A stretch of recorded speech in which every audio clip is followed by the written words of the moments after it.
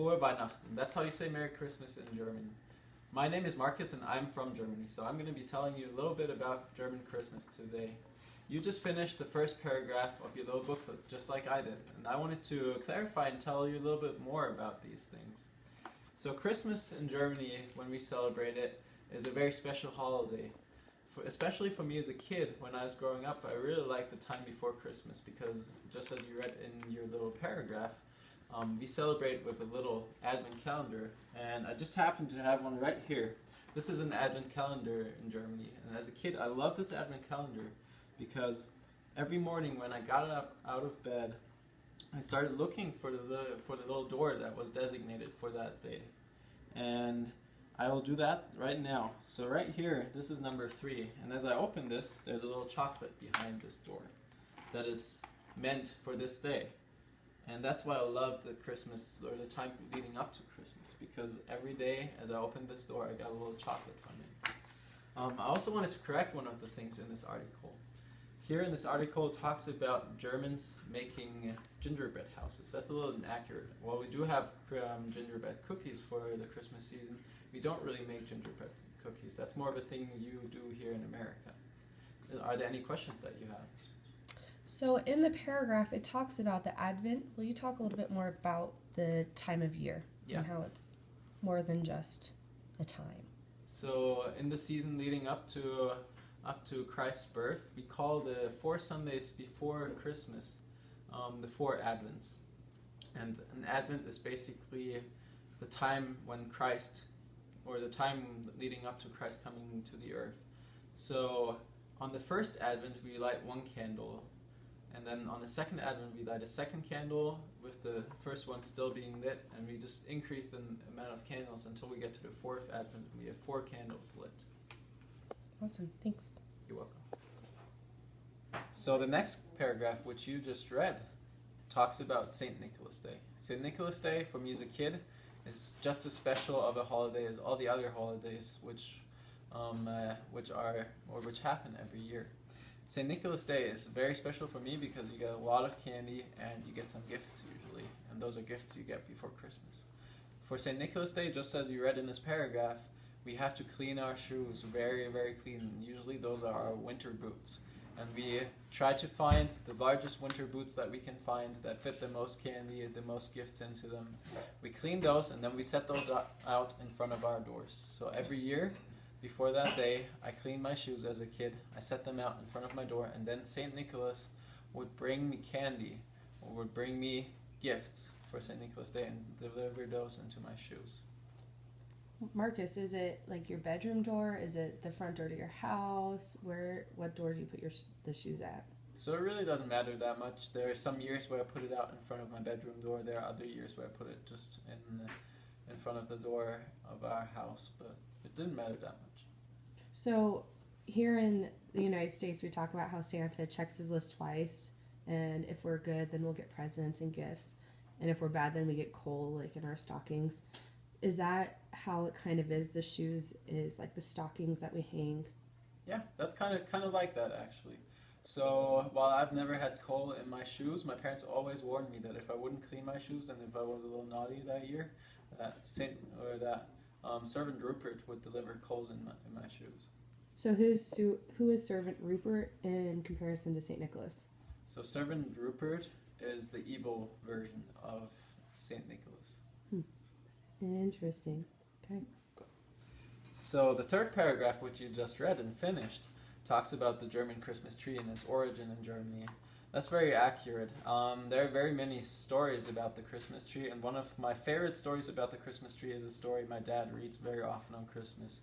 It's a story about Lametta. That's what we call it in German. What it is basically a silver strips that you put over the branches of the Christmas tree. Tinsel. And tinsel. Thank you. So those tinsel strips that we use, there's a story about that, and the story basically talks about a family. This family one year forgot to buy those, and they didn't have them to put over their Christmas tree, so essentially what they did, they took some sauerkraut and they dipped that in silver color and put that sauerkraut over their Christmas tree branches. And it ended up being a big disaster, and it's just a very funny story that we talk about every Christmas, every year. The Christmas tree is very important to us Germans. My parents, especially buy very expensive ornaments, which are hand blown, just as the ones that are talked about in here. And actually, there was one year that I remember for Christmas we went skiing, and on one of those days we went to a Christmas shop and we hand blew our own ornaments. It's very, very hard. It's very hard to hand blow them evenly and to make them as round and nice as the usual manufactured ones look like. Is there any other special things that happen to do with Christmas trees? A lot of times here, especially in small towns, we have like a tree lighting, or they light the area around them. Is there anything like that that happens in Germany? So there definitely is something like that. They put a tree up in every town, and they have a special day when they light it, and they announce it in the newspapers and everywhere. Also, another thing that I can think of is that while you put your Christmas trees up, usually around Thanksgiving, we don't put up our Christmas trees until 2 or 3 days before Christmas, since our Christmas trees are usually real Christmas trees. So if we left them out for that many days, all the needles will come falling off, although we put water in the bottom of it. Awesome. Thanks. Okay, congrats on finishing paragraph number 4. You're almost done. You have one more paragraph left to go. So this paragraph talks about some of our Christmas traditions in Germany, about the food especially. And I know that some people, very few people have carp fish for Christmas. I've never had that for Christmas. For Christmas, usually there's some type of meat. Sometimes we have sauerkraut, which I personally don't like very much. It's very sour, very odd tasting. And potato salad, yes, that's a thing. We do eat potato salad on Christmas Eve sometimes. And as you may have noticed reading this paragraph, Christmas Eve is for us is the holiday. That's when we exchange our gifts. That's when we have the Christkindl, which is the Christ child, basically, come and bring us presents. That's more of a religious thing. They tell you that the Christ child comes to bring you presents. Nowadays, we also believe that Santa comes to bring us presents. So Santa is a big thing too. It really depends on the area that you live in, just like you read. What food you eat. There's several different things. Usually, my mom makes some meat with sauerkraut, and then she puts up some other things to eat, like little rolls or something like that, for our Christmas dinner. Are there any questions that you have? Thank you, Marcus, for talking to us about the German traditions and how some of them are true that we read about, and how you were able to correct some of those fallacies that we read. I know that there are a lot of other things that happen in Germany at Christmas time, especially Christmas markets. Can you talk about those a little bit? Christmas markets are really huge. They are basically markets put up with little shacks right before the Christmas season. Those shacks, they're always decorated, and they always have Christmas lighting on them. And they sell several different things. They sell everything from food to chocolate-covered fruits, and they even sell Christmas decorations and other handy Christmas things. And Christmas markets, they're just a really nice thing. My family has a tradition to always go to at least one every year before Christmas together, and then go Christmas shopping afterwards, or buy gifts for our siblings, things like that. So Christmas markets, they're very important to me. Are they in like a specific place, or are they all over the country, or? Yeah, they're all over. You have Christmas markets everywhere, in every town. Even the smaller towns have Christmas markets. The bigger towns usually have Christmas markets that continue on for several weeks. The smaller towns usually have a Christmas market on one weekend during the Christmas season. Awesome. And you talked about how the Christ child would come and bring presents, and how Santa has become more of a thing. Is it in Germany, is it more of a Christian holiday rather than a commercial holiday where we talk about Santa? I would say that it's still a commercial holiday, but it's also very... So, Marcus, you talked about how the Christ child would bring presents, but how in more recent years it's become more of Santa bringing presents.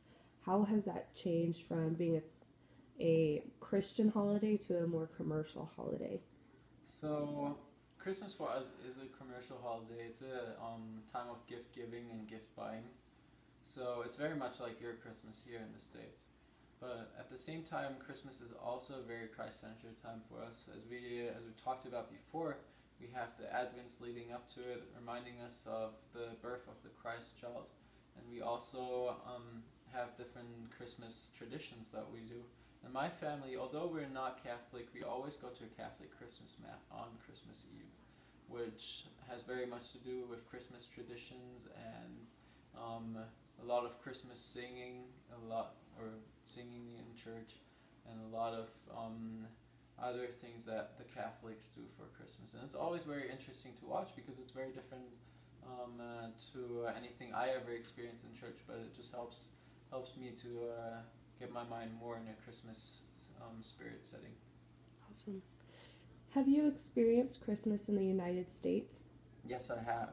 So what's the difference? Where is it different between back at home in Germany versus here? I think that there is a large difference in the way we celebrate Christmas and the days we celebrate Christmas. And for you get up in the morning, you open your presents which are under the Christmas tree. For us, we celebrate all the day all the day of Christmas Eve.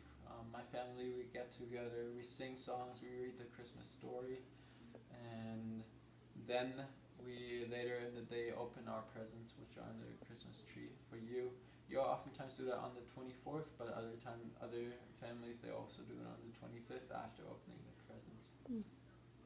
And then Christmas also continues into December 26th for you. Mm-hmm.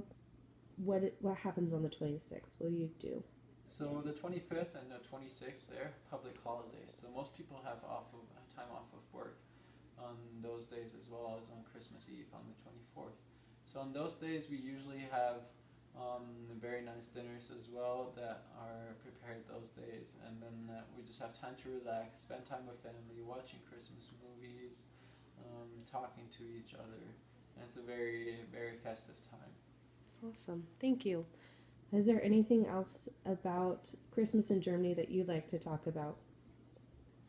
I think if you have any questions, then feel free to just talk to your teacher. She should know everything about German Christmas that you could have questions about. If she doesn't have the answer for you, she'll just get back to me.